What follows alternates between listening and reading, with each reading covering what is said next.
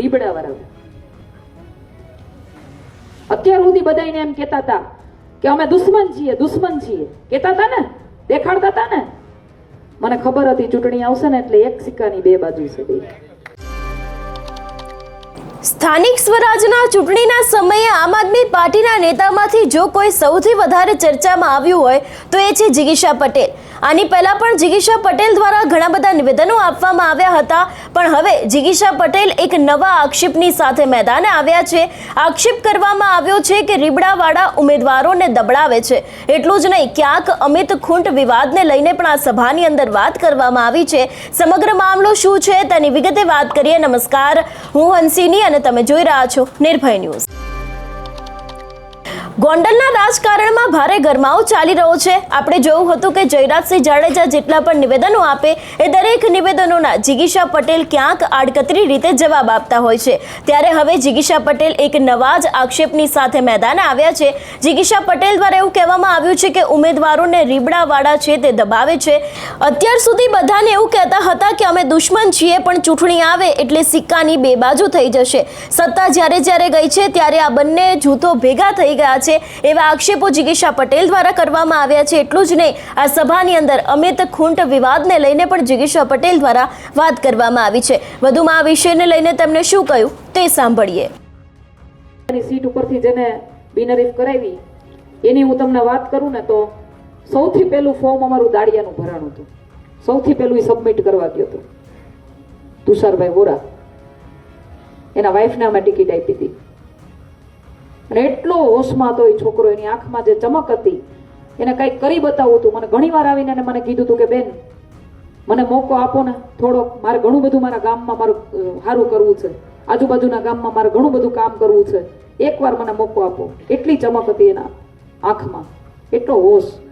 પેલું ફોર્મ એનું ભરાણું અમારા કાર્યાલય. પહેલી વેલી મીઠાઈ એની આવી.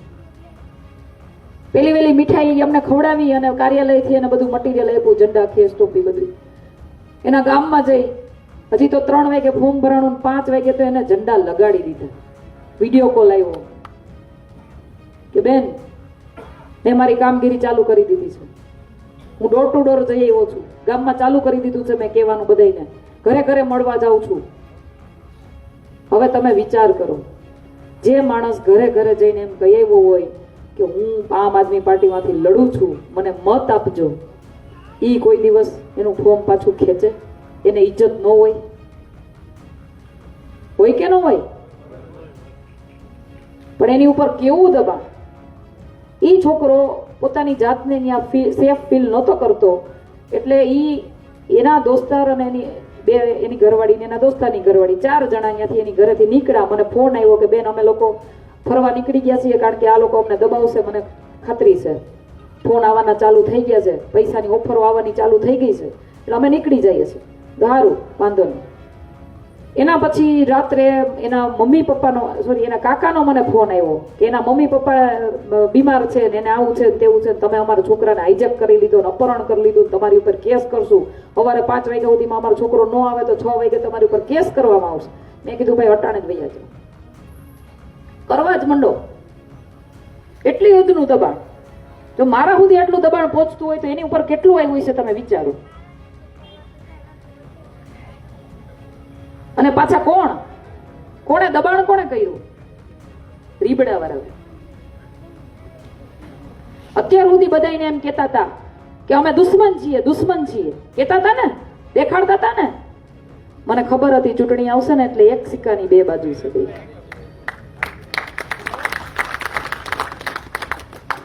હવે આપણે આવા લોકોને ઓળખવાના છે. સત્તા જ્યારે એના હાથમાંથી ગઈ છે ને ત્યારે બે ભેગા થઈ ગયા છે. સત્તા જ્યારે એના હાથમાંથી સરકતી લાગી ત્યારે દર વખતે બે ભેગા થઈ ગયા છે. તમારી ઉપર માત્ર ને માત્ર રાજ કરવાની નીતિ છે. ફલાણાથી કઈ પ્રોબ્લેમ થાય તો ફલાણાને આશરો લેવાનો, ફલાણાથી પ્રોબ્લેમ થાય તો ફલાણાનો આશરો લેવાનો. કા ભાઈ, આપણું પોતાનું કઈ વર્ચસ્વ જ નથી, કાંઈ વર્ચસ્વ નથી. અમિતભાઈ ખૂંટની આત્માને ભગવાન શાંતિ આપે, પણ મારે તમને એના વિશે એક વાત કેવી છે. અમિતભાઈ ખૂંટનો પહેલી વખત મને ફોન આવ્યો કે બેન અમારા ગામની અંદર રીબડાવાળા છે એ કે જમીનોમાં ગમે ત્યારે અમારે કંઈક વેચવી હોય કે ગમે એ કરવું હોય એના થ્રુ વેચીએ કે ન વેચીએ, અમે અમારી રીતે ક્યાંયથી કસ્ટમર ગોતી આવીએ તોય અમારે એને કટકી આપવાની, અમારે અમારા ગામમાં અમારા જમીનમાં ક્યાંય જેસીબી હલાવવું હોય કે બીજું ત્રીજું કંઈ બાંધકામ કરવું હોય તો એના મશીન બોલાવવાના ફરજિયાત, એનું જ બોલાવવાનું. 700 રૂપિયામાં મળતું હોય ટ્રેક્ટર તો એ 1000 રૂપિયામાં દે તો 1000માં જ બોલાવવાનું, 700માં નહીં. અમે અમારી રીતે ક્યાંક જમીન વેચી નાખીએ તો એ જમીન જેને વેચી હોય એને પ્રેશર કરે એટલે એ બિચારા પાછા મૂકીને વયા જાય, એના થ્રુ જ વેચવાની. આવું અમિતભાઈ ખૂટે મને કીધું એટલે મેં એને વાત કરી. મેં કીધું વાંધો નહીં, તમે બધા ભેગા થાવ, અમે આવશું. અને મેં એને એમ પણ કીધું કે તો અટાણ સુધી તમે આની સામે લડતા હતા, કઈ રીતે લડતા હતા? તો કે ગોંડલવાડાનો સાથ હતો એટલે લડતા હતા 2022 થી. તો એ તમારો પ્રોબ્લેમ સોલ્વ ન કરી શકે? તમે 2 વર્ષ આવી રીતે હજી હેરાન કા થવું? એ કે ના, એને અમને બહુ સારું કરી દીધું છે ને એટલે અમે એનો વિરોધ નહીં કરીએ બેન. મેં કીધું ભાઈ એવું તો નહીં ચાલે. જો એવું હોય કે એ તમને સપોર્ટ કરતા હોય અથવા તો તમારા માટે એને કંઈ સારું કરી દીધું હોય તો તમારા પીડામાં રહેવું જ ન પડે, તમને આ પીડા જ ન હોય. આ સમજવા જેવી વાત છે, સમજજો.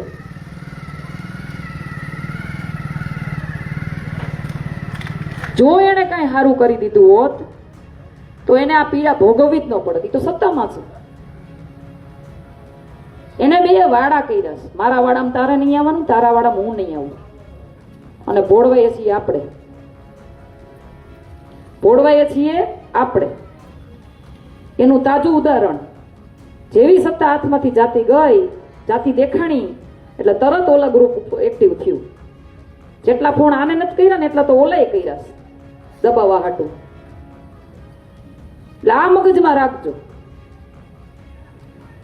બીજું, આ લોકોને 2 મુદ્દા ઉપર રાજનીતિ કરતા આવડે છે, જાતિવાદ અને ભારત પાકિસ્તાન. જાતિવાદ અને ભારત પાકિસ્તાન 2 જ મુદ્દા ઉપર રાજનીતિ કરે છે.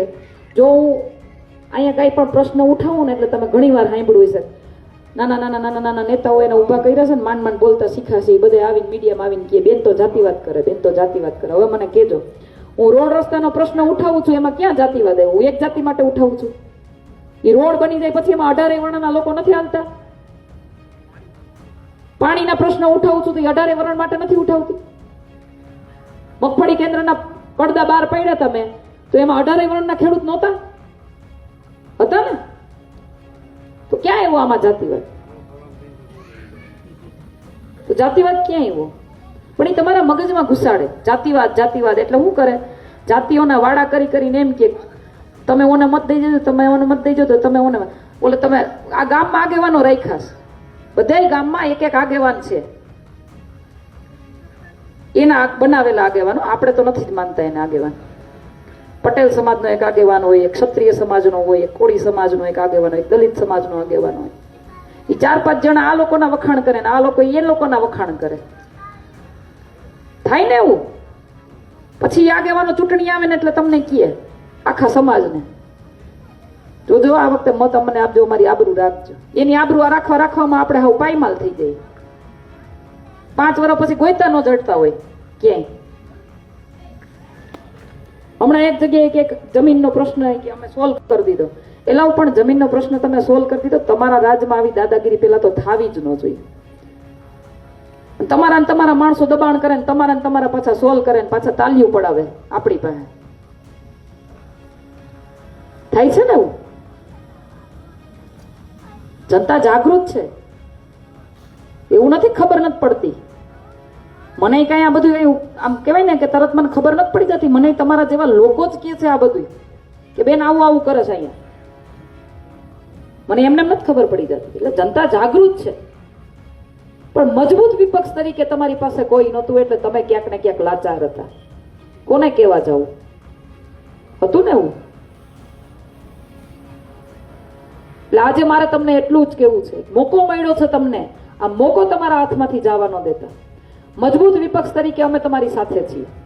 જ્યાં જરૂર પડશે ત્યાં અમે તમારી સાથે છીએ. તમે અમને મત આપશો કે નહીં આપો, અમે તમારી સાથે છીએ. અત્યાર સુધી ક્યાં અમારા પાસે મત હતા? એ કઈ ક્યાં અમારી પાસે કઈ સત્તા હતી? છતાંય અમે ગામે ગામ જ્યાં પણ જઈએ જે પણ મુદ્દો ઉઠાવીએ છીએ, આ તમારો વેકરીનો જ મુદ્દો, હમણાં સુરેશભાઈ અમારી સાથે હતા અને સુરેશભાઈ સાથે હતા અને એને અમને વાત કરી કે બેન આવું આવું છે, કેટલાય વર્ષોથી રોડ નથી બન્યો, હાલો તમે મુલાકાત કરાવડો. અમે ગયા ત્યાં, રોડનો મુદ્દો ઉઠાવ્યો. બે જ દિવસની અંદર ઈ રોડ બનવા માંડ્યો જે વર્ષોથી એમને એમ પડ્યો હતો.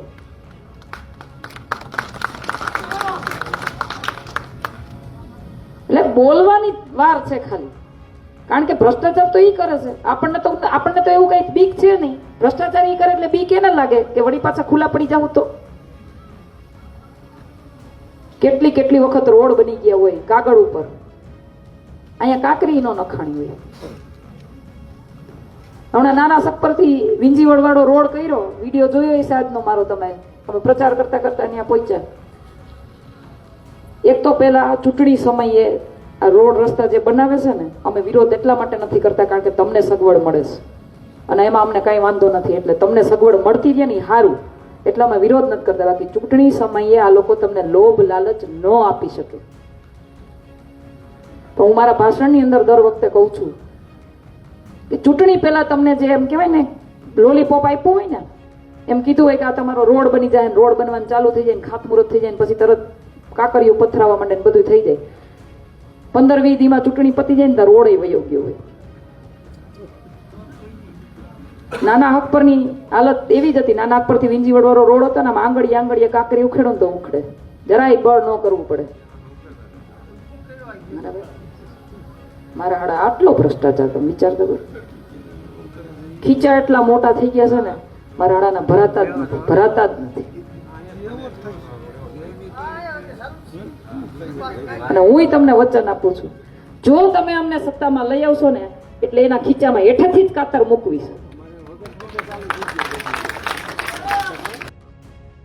એક તરફ ગોંડલનું રાજકારણ ગરમાયું છે, એવામાં અત્યારે હાલ જિગીશા પટેલ દ્વારા જે બંને જૂથોને લઈને વાત કરવામાં આવી છે, અમિત ખૂંટનો જે આખો આ જમીનનો વિવાદ હતો એને લઈને પણ ક્યાંક જિગીશા પટેલ દ્વારા વાત કરવામાં આવી છે.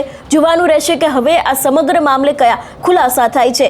તમારું શું માનવું છે આ વિષયને લઈને અમને કમેન્ટ કરીને ચોક્કસથી જણાવજો. તેની સાથે અમારી ચેનલ નિર્ભય ન્યૂઝને લાઇક, શેર અને સબસ્ક્રાઇબ કરવાનું ભૂલશો નહીં. નમસ્કાર.